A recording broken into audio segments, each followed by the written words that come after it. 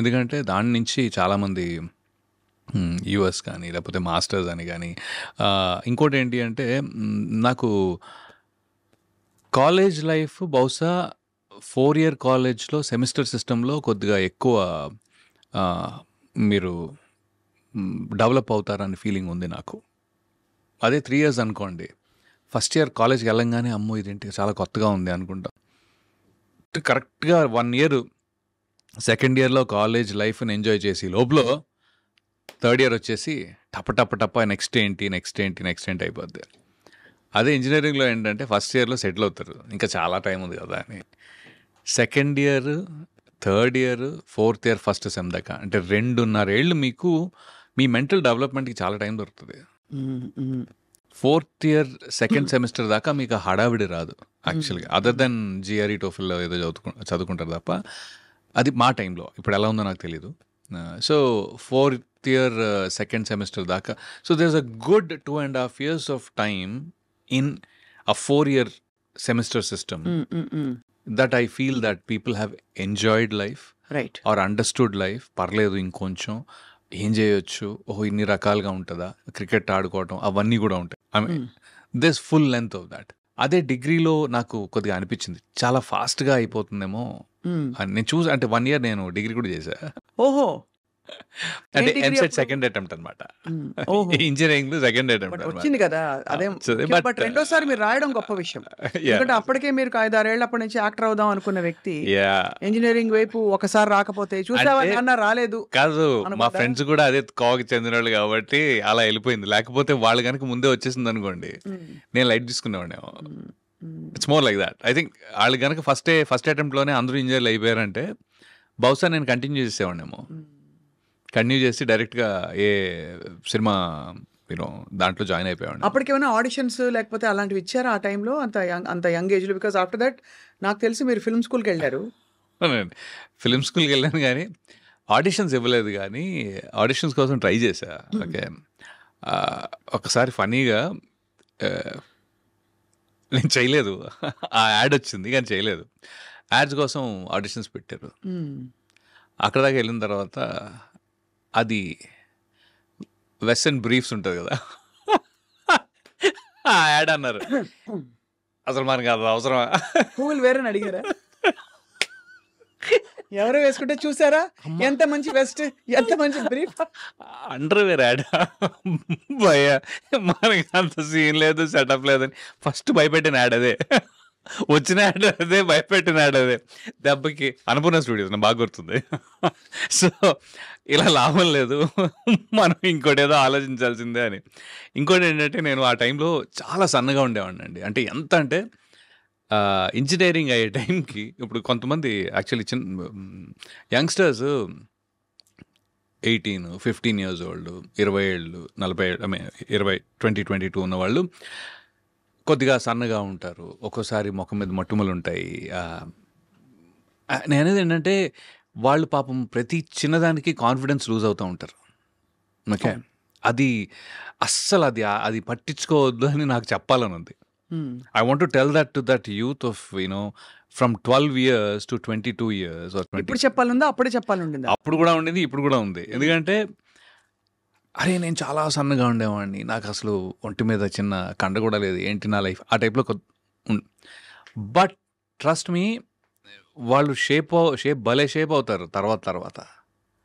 They will be like ఒక 25-30కి వచ్చేటప్పటికి చాలా హ్యాండ్సమ్గా, పర్ఫెక్ట్గా భలే తయారవుతారండి. I think that's very important to not lose your own confidence unnecessarily.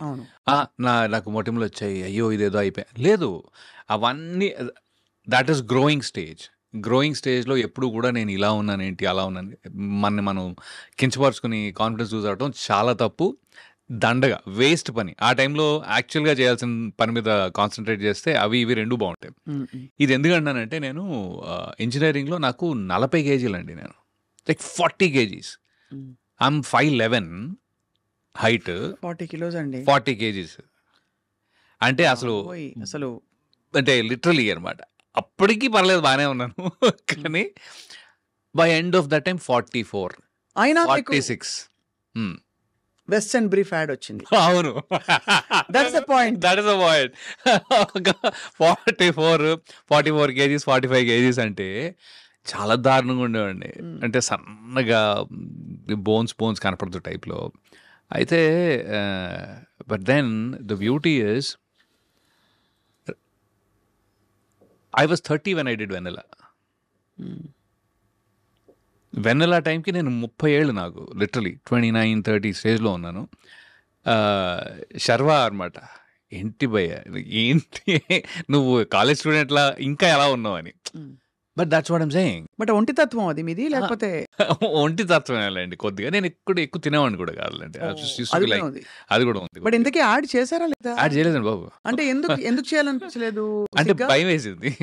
అంటే మనం ఇలా కరెక్ట్ గా పోస్టర్ అక్కడ వేసాడు కూడా పొరపాటు. అంటే దానికి చాలా ధైర్యం కావాలి. ఒక అండర్వేర్ యాడ్ చేయాలంటే ఒక మనిషికి చాలా ధైర్యం కావాలి. యాక్చువల్లీ నాకు అంత లేదు, అప్పుడు లేదు, ఇప్పుడు లేదు. సో అక్కడి నుంచి వెంట film school after that. Actually film school వెళ్దామని యుఎస్ వెళ్ళానండి.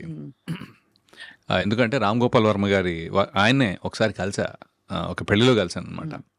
పెళ్ళిలో కలిసినప్పుడు వెళ్ళి పరిచయం చేసుకుని sir very interested in maybe Varma అబ్బి వర్మ అన్నారా? అదొక్కటే అనలేదు నేను కావాలని. యాక్చువల్లీ మా ఫ్రెండ్ అరే వెళ్ళి కలిసావా అన్నాడు. కలిసాను రా, ఏమని చెప్పావా? అదే నేను ఇంట్రెస్టెడ్ ఉన్నాను, అది ఇది సార్ నా పేరు రవి, నేను ఇలా అదేంట్రా రవి వర్మ అని చెప్పలేదా అన్నాడు. నేను చెప్పలేదురా. ఎందుకు ఐ మీన్ నాకేమి నేను దాచుకోవాలో లేకపోతే చెప్పకూడదు అని కాదు, కానీ నాకు నార్మల్గా రవివర్మ పేరు అంటే చాలా ఇష్టం పర్సనల్గా. దట్స్ బికాజ్ రవివర్మ అనే ఒక ఆర్టిస్ట్ కూడా నెంబర్ 1.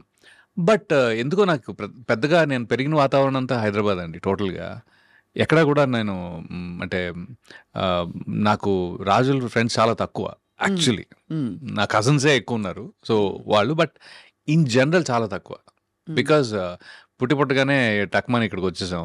అవును, ఓల్డ్ సిటీలో పెరిగాం, మొత్తం ఫుల్గా అక్కడ హైదరాబాద్ బోల్తే बहुत बोलता मैं, ऐसे नहीं लाइक पूरे मेरे 50 दोस्त है, एटलीस्ट 50 से दोस्तान रहते हाँ, वो 50 दोस्तान है. 50 नहीं, 50 से भी बहुत ज्यादा है एक्चुअली. तो चाय का एम्प्टी, हाँ एक चाय एक एम्प्टी, वो भी है ईरानी कैफे, सब कुछ ओल्ड सिटी मार्कस. ये लाइफ अंड है, अरे बहुत बिंदास है वो. तो वो भी था एंड देन సిబిఐటి వర్మ గారు కలిసారు. వర్మ గారు కలిసారు, correct. I was getting distracted. కలిసి సార్ ఇట్లా I'm interested in acting sir, how అది ఇది అంటే okay come to my office tomorrow అన్నారు కదా. నెక్స్ట్ డే ఆఫీస్కి వెళ్ళానండి. అనుకోకుండా ఆయన మాత్రం చెన్నై వెళ్ళారు ఆ టైంలో. సో ఆఫీస్లో ఎవరో ఒక అసిస్టెంట్ డైరెక్టర్ ఎవరో ఉన్నారు. ఆయన ఏంటి భయ్యా మరి ఇంత సన్నగా ఉన్నావు నువ్వు అన్నారు. లిటరలీ మళ్ళీ అదే క్వశ్చన్ వచ్చింది. కొద్దిగా పెంచు, బాడీ కొద్దిగా పెంచు, మరి ఇంత సన్నగా ఉన్నావు ఏంటి? అయినా ఓ పని చేయొచ్చు, నువ్వు ఏం చేసావు? ఇంజనీరింగ్ అయితే నువ్వు యూఎస్ వెళ్ళి యాక్టింగ్ నేర్చుకుని రావచ్చు, కొద్దిగా లావు కూడా అయి రావచ్చు. లిటరలీ దిస్ ఇస్ వాట్ ఈ సజెస్టెడ్. ఓకే, అక్కడికి వెళ్తే ఫుడ్కి లావు అవుతారు అంటే తనకి ఏమైనా ఐడియా ఉన్నట్టుంది ఆల్రెడీ. ఓకే, సో తనేమో మరి ఆయన ఎవరో తెలియదు.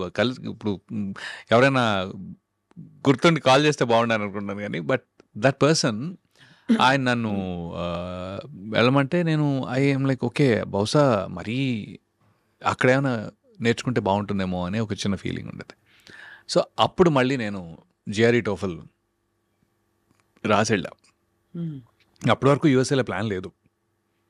సరే అక్కడికి వెళ్ళి అక్కడ యాక్టింగ్ నేర్చుకుందాము, వెరైటీగా ఉంటుంది కదా. అంటే ఎప్పుడు చాలామంది ఇక్కడ నేర్చుకుంటారు కదా. I thought maybe why not, అంటే అక్కడికి వెళ్ళి ఎందుకు నేర్చుకోకూడదు అనే టైప్లో. సో వెళ్ళి అక్కడ I wanted to join directly acting school, but it was very expensive. ఇప్పుడు సాగర్ చంద్ర ఉన్నారు కదా, ఆయన సదర్న్ ఇల్లినాయ్ యూనివర్సిటీ కార్బన్డేల్లో చేశారు. ఓకే, స్క్రీన్ రైటింగ్ అవన్నీ. నేను కూడా దానికి వెళ్ళా యాక్చువల్గా, but it was too expensive. $70,000 ఉండింది ఆ టైంలో. మన వల్ల $70,000 అంటే బాబాయ్ మన ఇల్లే ఒక $4,000 కట్టేసి ఉంటాం. అంటే బేసిక్లీ అట్ దట్ టైం ఇల్లు ఒక 2-3 లక్షలు కట్టగలిగాం basically. That's it, that is or every earning, everything in it అనమాట.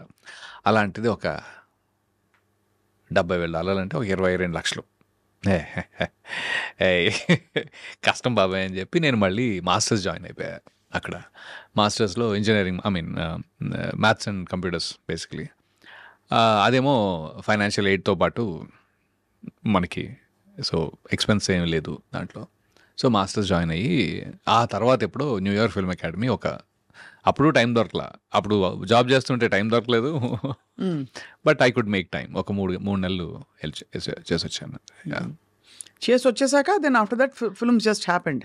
Film happened in 2000 before this one. Actually వెళ్ళక ముందే దేవకట్ట గారు ఆ టైంలో, దేవకట్ట గారు ఫస్ట్ దేవకట్ట గారు ఆ టైంలో హీ వాజ్ డూయింగ్ వలస అని ఒక టీవీ సిరీస్ లాగా. అంటే టీవీలో మన ఈటీవీయో జెమినియో ఏదో దాంట్లో ఒక చిన్న ఎపిసోడిక్గా చేద్దామని అనుకున్నారు ఆయన. చేద్దామని అనుకుని ఒక I think few episodes that he did.